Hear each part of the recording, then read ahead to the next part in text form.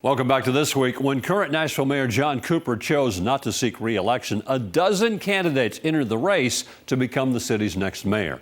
The election this week did not produce a winner, but did identify the two contenders who will do battle on September 14th. Metro Council member Freddie O'Connell and businesswoman and GOP operative Alice Rowley. Well, our single most important priority is our city's largest budget line item, and that is our education. And right now, only 25% of our kids are reading on grade level. Every other issue in our city, homelessness, crime, mental health, all intersect at our schools. And so we have got to wrap our arms around our city schools and make sure that everyone is focused on a result of getting our kids to read. There is nothing more important, and it is when we talk about our priorities, our budget is a reflection of our priorities.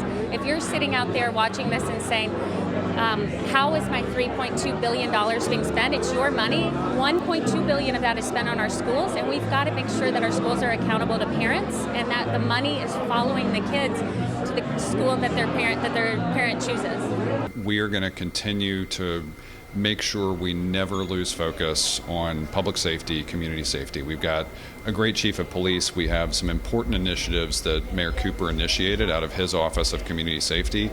We want both of those things, are the support for our law enforcement and the support for the community safety initiatives, to continue in tandem because we are seeing results.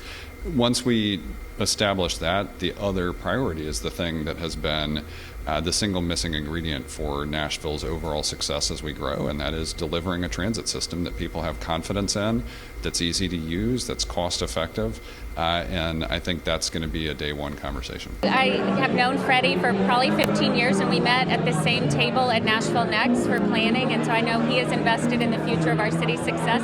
I think we come at our approach to governing a little bit differently. He comes out of the council, and being effective at operating in the council has not been a skill that's translated well to being a mayor. I come really from an executive experience both in private business and at the state, and so I just think that I will be less driven by the desires of the council and more driven by the desires of the entire county. We really did intentionally focus the way we did this around a renewed sense of togetherness in Nashville, anchored in knowing that it has gotten more difficult to live in this city and the effort to keep people here. I would say too, what we heard over and over again from the forums is something that I knew. This is a high stakes, high expectations job. I wanted to bring my A game every single time. My focus for the past several years has been on making local government in particular more effective for our residents. And I think that focus, that preparedness, that ready on day one principle of being prepared with those priorities of keeping people focused, those were the keys. Well, I think if we keep electing the same people that have been we've been electing for the last 20 years, we shouldn't expect a different result. And so I think it does take somebody with a different kind of an attitude around accountability, someone who's not beholden to the downtown crowd, not involved in protecting any part of the status quo. So if you actually want to bring in a change and a sort of a reasonable new direction, I'm your candidate. This is a modern era thing. Basically, my day has been a bunch of heart emojis and messages. I mean, that's all I've had time to offer to so many of the people that have blown up my phone in one way or the other. And it's sincere, right? It's just, this is a moment of excitement, enthusiasm, love for this city. So many people share that with me, and now we get to, we hope, go continue that conversation with so many of them. Stay with us. This Week continues in a moment.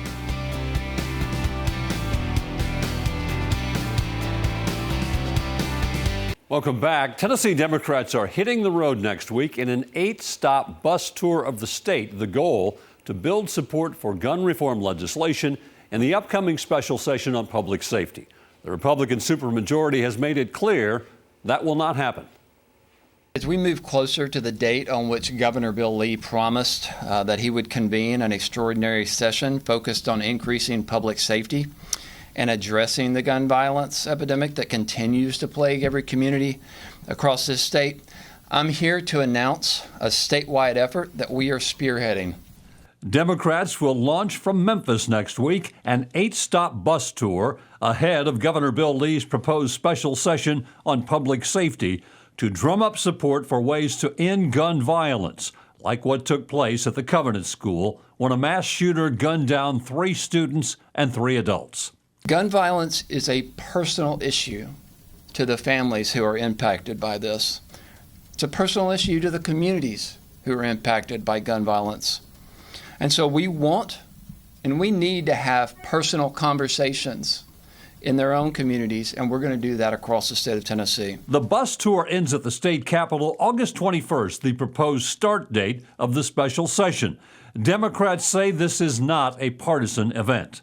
I'm here to personally invite Governor Bill Lee, the First Lady, every one of my GOP colleagues to get on the bus. Advocacy groups, parents, victims, faith leaders, teachers, everyone is invited because this impacts all of us. Republicans have been clear there is no interest in any form of gun restrictions, bans, regulations, or control. As far as the enhanced orders of protection, red flag laws, yeah, you're not going to see us go down that road. They don't control the state. The people of Tennessee control this state. They are elected officials. So I would encourage them to join us and get out there and hear from the people who are electing them to office. Because based on every poll I've seen, an overwhelming majority of Tennesseans want real substantive action and substantive policy on this issue that plagues every community. The Covenant School was certainly a tragedy that brought this really to the forefront, but it's not the only tragedy. Republicans also oppose any legal consequences for gun owners whose unsecured weapon is used in a crime or deadly accident.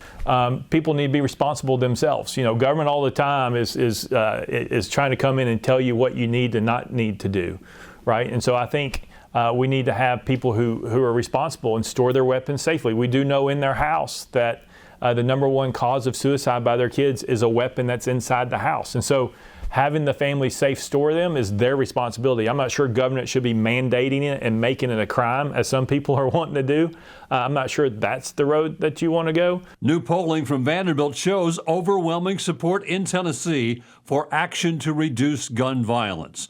The poll shows 81% supported red flag laws, 72% supported gun safety laws, 62% supported assault-style weapons bans, and 79% want their elected officials to work with opposing members, even if that meant compromising on some partisan values. You know, anybody can make a poll to make it say whatever based on whatever the question is, how they want to word it, right? And so I think the thing is it's a question that you can't just ask one way. You have to boil it down to multiple questions. I think when I'm out in Tennessee in the rural and suburban areas outside of Davidson County, people do not want enhanced orders of protection.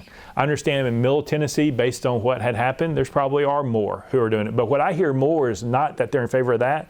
They're in favor of the state doing something. Guns are killing our kids, and that's the leading cause in Tennessee. That's something that we should all be embarrassed about. And so the courage that we need our colleagues on the other side of the aisle to have is to have the courage to not cower to the Tennessee Firearms Association, to the NRA, but to actually cave to the demands of our constituents, to actually do the right thing. This isn't about politics. This is about doing what the people of Tennessee want and deserve. So I don't care what they've said.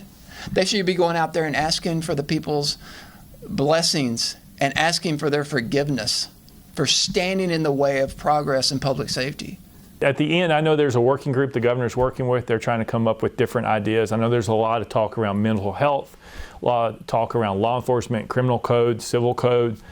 Some talk about school safety. And so I think, you know, trying to make sure that the call is right.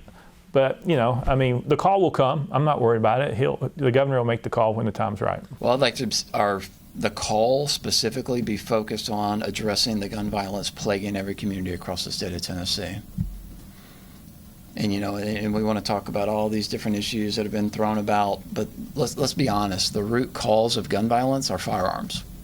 So we need to have a hard conversation about that very issue. So if that's excluded from the call, that's going to be very concerning and telling. but that needs to be part of it. If he wants to broaden it to encompass other issues such as mental health, that's fine. Stay with us. This Week continues in a moment.